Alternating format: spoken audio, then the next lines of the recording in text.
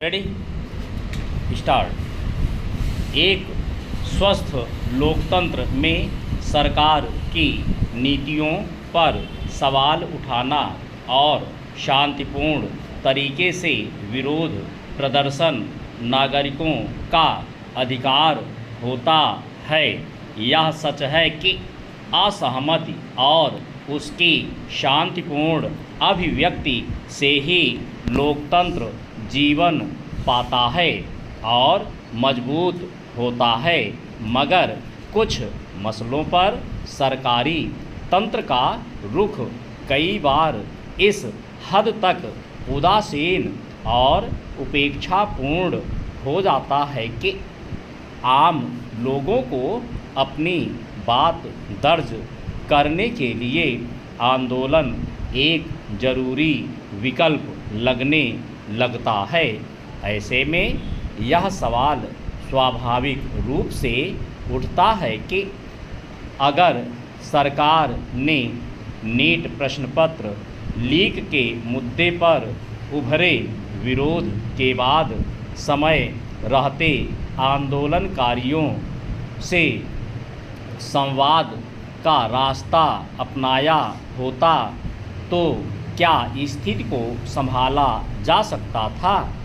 आमतौर पर सरकार की ओर से टालमटोल के रवैये की वजह से ही संवेदनहीनता की स्थिति पैदा होती है और इसके बाद कभी कभी आंदोलन की दिशा भी नियंत्रित नहीं रह पाती।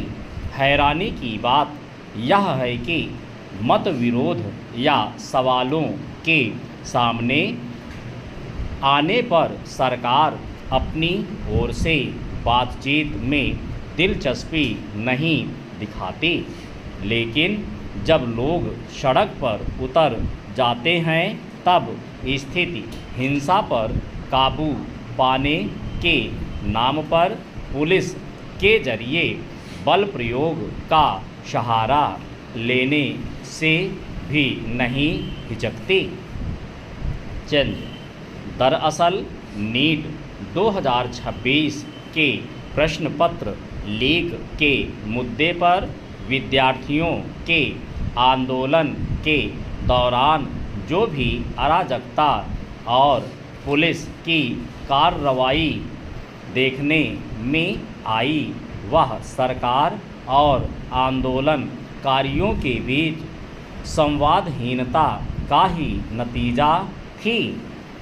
इसी से जुड़े एक मामले की सुनवाई के दौरान बुधवार को सुप्रीम कोर्ट ने एक महत्वपूर्ण टिप्पणी की कि अगर कुछ गुमराह लोग पत्थरबाजी भी करते हैं तो भी युवाओं को शांत करने और उनसे बातचीत करने की ज़रूरत है।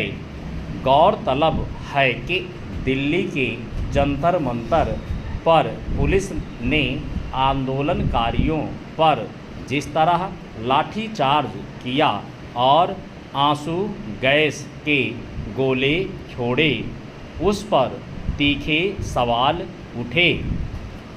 इसके बाद पुलिस की ओर से यह सफाई दी गई कि आंदोलनकारियों की भीड़ अराजक और हिंसक हो गई थी। सवाल है कि क्या सिर्फ इस दलील से प्रदर्शनकारियों के खिलाफ पुलिस की सख्ती, बेरहमी और यहाँ तक कि कई छात्रों के प्रति भी अफसोसनाक बर्ताव को उचित ठहराया जा सकता है। खबरें यहाँ तक आईं कि प्रदर्शन कर रहे युवाओं पर पैलेट गन भी चलाई गई, जिसका उपयोग हर लिहाज से गलत था। चंद अव्वल तो इस स्थिति से बचने के लिए हर तरह के वैकल्पिक उपायों का सहारा लेने की ज़रूरत थी, लेकिन क्या यह नौबत सिर्फ संवाद की उपेक्षा करने या इसके प्रति उदासीन होने की वजह से ही नहीं आई।